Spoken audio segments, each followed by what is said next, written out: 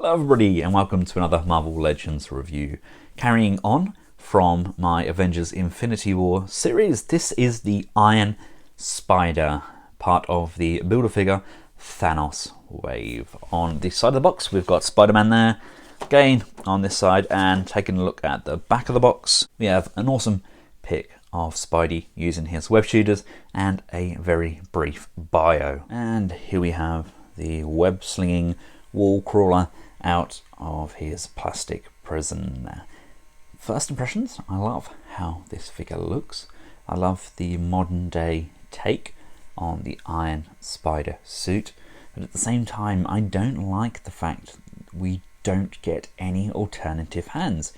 We get these web squirting hands and that is it. I would have liked maybe a closed fist or a semi-open gripping hand.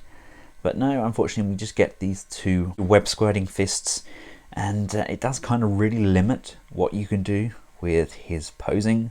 You can't do your typical superhero landing pose, and you can't really get into any big fight scenes. It does really kind of limit it, and I would have also have loved a slot in the back there so we can put the Iron Spider legs. Yes, Hot Toys have done it again. They've released pictures of their up-and-coming Hot Toys Iron Spider, and he has those Iron Spider big spider legs coming out of his back, just like we got with the comic and the cartoon.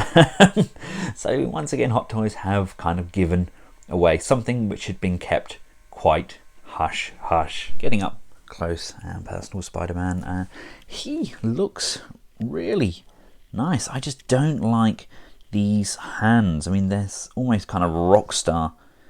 He's going, yeah, rock on. Great sculpt on that head though as well. Really nice, clean paint. I did have a little bit of flashing. Is it flashing?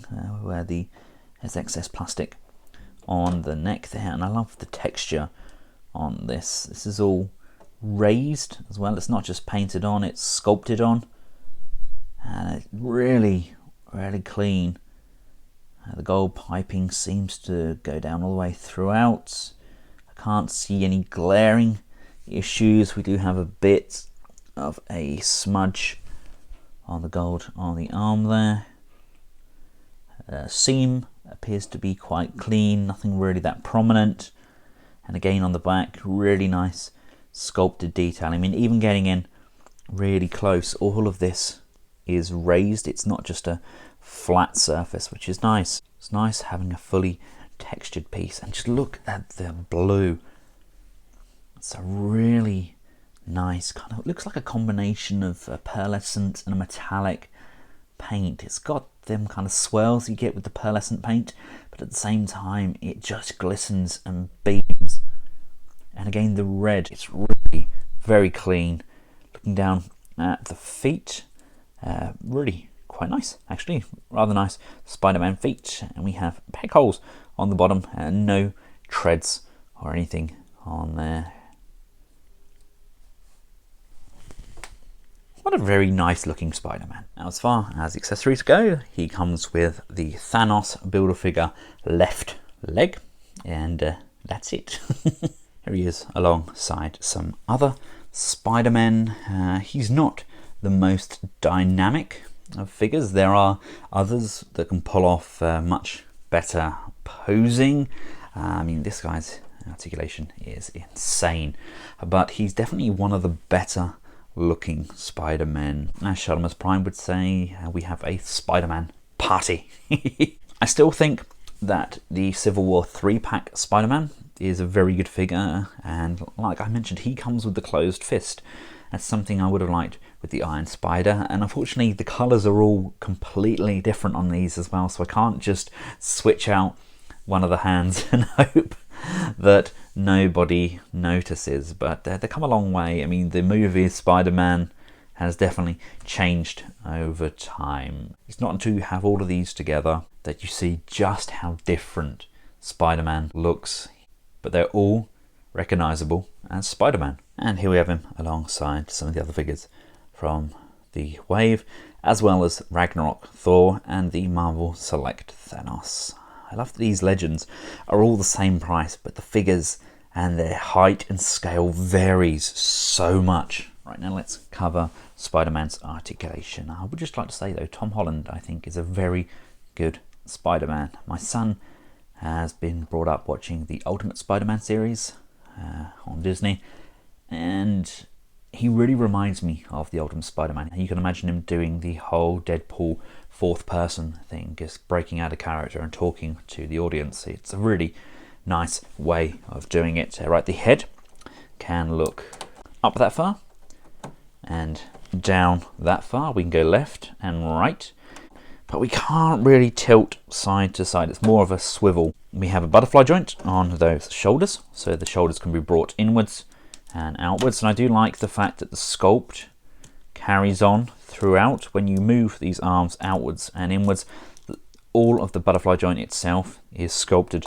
and painted. I don't want to be doing that too much though, because I think that may rub, especially on the back here. It looks like we could get some paint wear on there. The shoulders can come out to the sides this far and down. We can go forwards and backwards.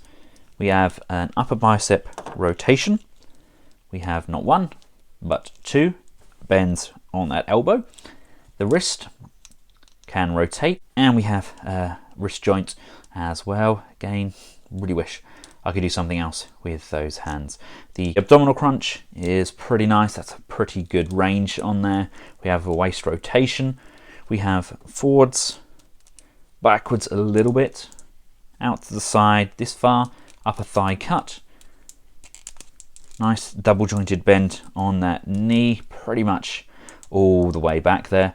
And we get up and down on those feet, as well as that pivot side to side. So although he does have a fairly substantial amount of articulation, he just really can't pull off the poses I'd like from him, because he's limited by the range on that neck. It can't quite look back far enough, and those hands should either be joined together or as a clenched fist, just so we could get a little bit more posing out of this guy. I mean, I love how these two look together. Yeah, I'm trying to make use of the webs that came with the Amazing Spider-Man movie figure.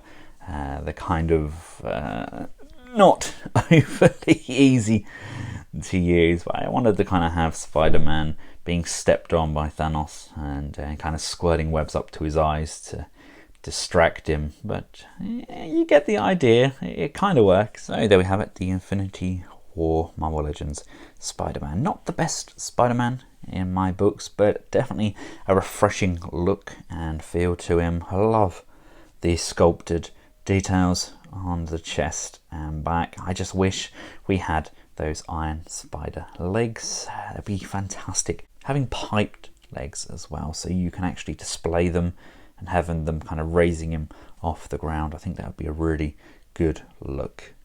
He's definitely not the weakest figure in this line, but I don't think he's necessarily the best.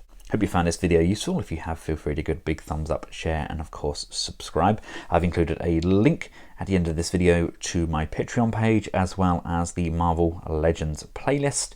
And I'd just like to thank Robot Kingdom for making this review possible. Until next time, from myself and Iron Spider, thanks for watching. Goodbye.